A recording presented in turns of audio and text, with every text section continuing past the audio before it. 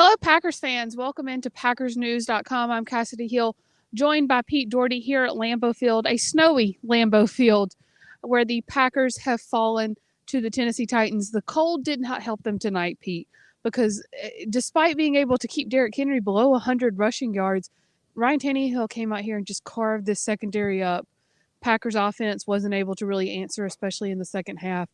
Does it almost feel like Sunday's win against the Cowboys now was an anomaly after you've seen this performance? You know, I think I'm probably in the very, very small minority in thinking this, but I don't think it, I personally don't think it takes any luster off of that win because I thought they matched up well with the Cowboys. The Packers could run the ball. That was not a very good run defense.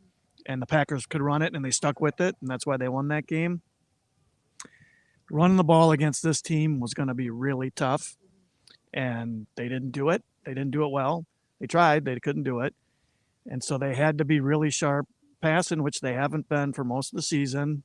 And Rodgers missed some throws. Receivers dropped a couple. And Tennessee just matched up really well against them because they're a big physical defense that's hard to run on.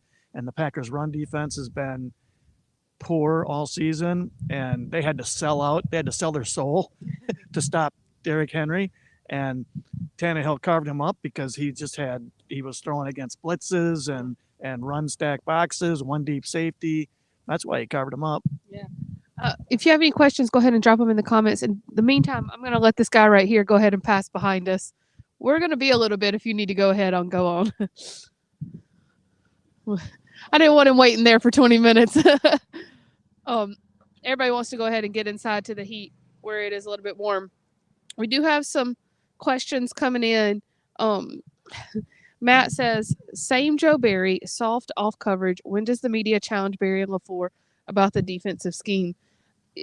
As you just said, they kind of had to sell their soul to stop Derrick Henry. Was that the price you had to pay to give up the deep shots to Ryan Tannehill? And typically you would think that that's not a quarterback that's going to tear you up. Yeah, that's what Barry obviously thought that. Maybe he could have gone with a little less run-oriented, but then if he does, Henry might have just rammed it right down their throat. So, there are reasons to question the scheme. There are reasons to question the defensive coordinator. They have not been close to the defense that a lot of us thought that they would be, that they appeared to be on paper. Look, this is a game also, they missed Rashawn Gary. You knew they were going to end up missing him at some point, and they missed him tonight because to get pressure, there was a lot of plays where they blitzed passing downs. They sent 5 or 6, and that means you have less guys in coverage, and Tannehill hit on some throws. But yeah, there are reasons to criticize Barry because there have been all year. But I still am of the mind that this was a game that I thought was a really bad matchup for him. Maybe I'm the only one on the planet who thought that coming in. And a poor performance tonight doesn't mean they lose the rest of their games. They could come back and win next week. They could lose next week and win out from there because they know a formula that works. I think against most teams, they are going to be able to run the ball okay. But this is one team where it wasn't going to happen. So then they have to be really sharp throwing the ball.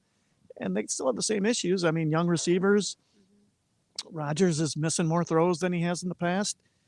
It was a bad matchup for him, and then they would have needed to be really sharp to win this game. Yeah, I mean, Tennessee comes in with the league's number one rush defense, and given the state of this offense and how it's built, you had to be able to run the ball just to pass the ball. Yeah, exactly. That's exactly right, and that's why they were so sharp last week. Was they kept running and running, even on third downs they were running, and eventually that opened up things in the passing game, and that didn't happen tonight because they couldn't run the ball. I mean, they got almost nothing out of the run game. There's a play here and there, they'd pick up 6 or 8 yards, but there was nothing consistently because that team. I was watching those linebackers, man. As soon as that ball snapped, if they have any inkling of running, they are shooting hard to press the line of scrimmage. I mean, they are coming hard. That wrecked the running game. Let's go back to the defense for just a sec. Again, it makes sense why they were loading the box and blitzing and sending so many to stop Henry. But when you look at the secondary, Matt's question is, why are the defensive backs way off of the receivers? Is there a method to that madness there to have, we've seen Rasul playing afar off the line with Jair on the line just because that's Rasul's game. But it felt like tonight, Jair Alexander was really far off the line for a large majority of the game as well.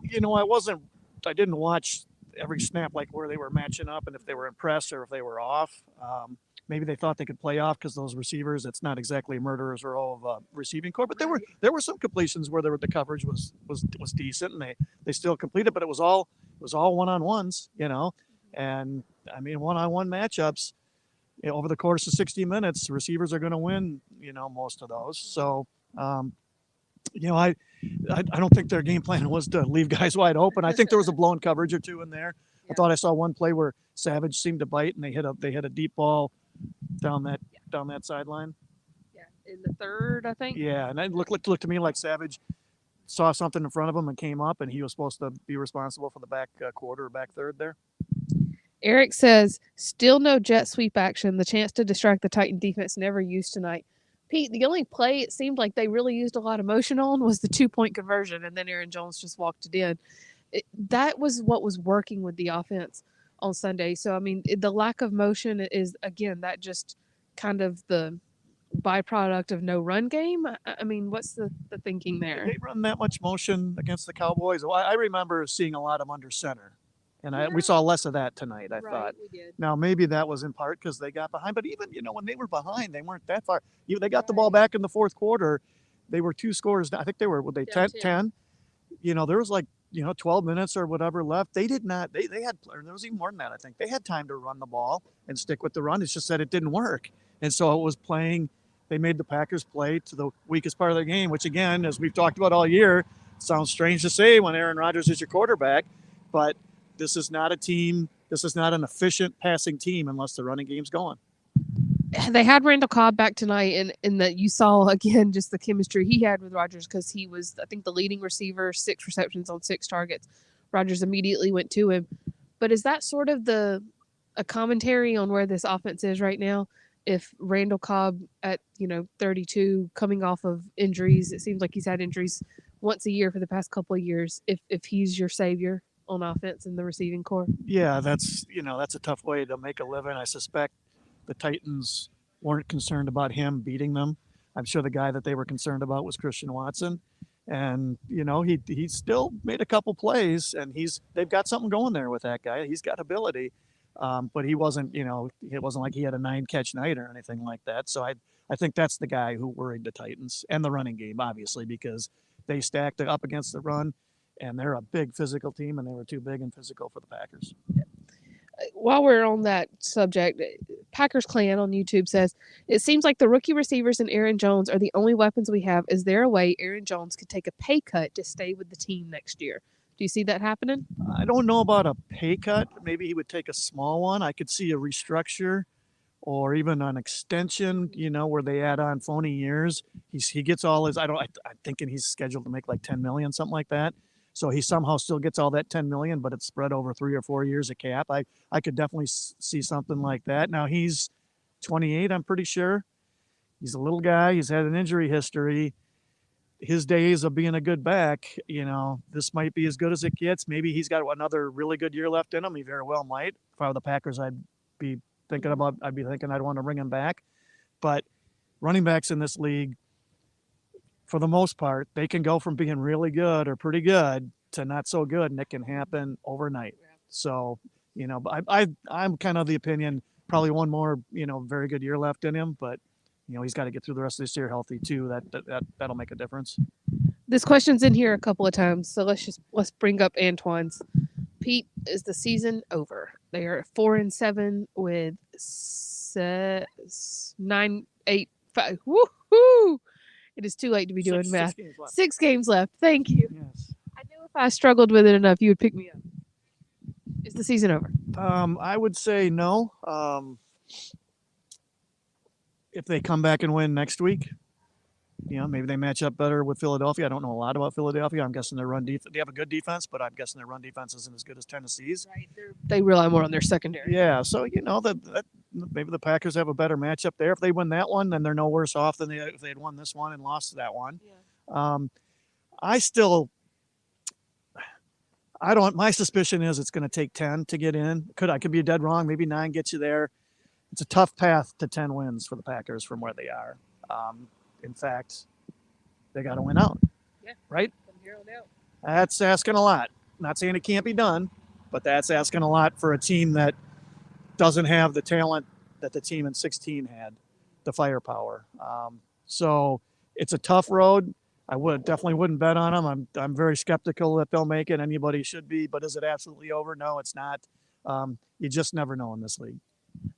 For what it's worth, to your point about it could match up better against Philadelphia, Washington ran the ball pretty well on Philadelphia with Brian Robinson, who is a good back, but it's not Aaron Jones. No, and Dylan too. I mean, that's a good. They're complementary because their styles are so different.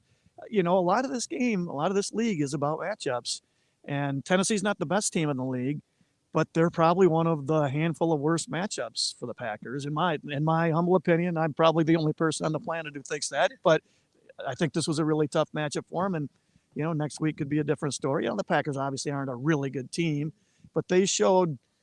I think we saw last week that they do have some things going for them, and Christian Watson again tonight. They got something going there, so they're not destitute, but they need to be able to run the ball, and if they can't, then they got problems. One last thing before we sign off. I did see a question in here, and I can't find it now. I apologize, but it asked, what was the vibe of the locker room after the game? Pete, I know you went to LaFleur and Rogers. The locker room, I would almost use the word shell-shocked, which sounds a little weird considering it's their 7th loss, but I think they really thought they had something after winning on Sunday. This was not depressed or, oh, dang, we lost again, which is kind of what it had become. This was more like it was after the Giants loss and the Jets loss, where those losses were still a little bit of a surprise. This loss, at least in the locker room, seemed to kind of go off as a surprise. Is that the sense you got from LaFleur and Rogers as well? Yeah, that's exactly the vibe that both of them gave off. LaFleur was really down. Rogers was really subdued. Didn't have, sometimes after these losses, he'll kind of have a little fight in him, and he'll kind of bark back a little bit.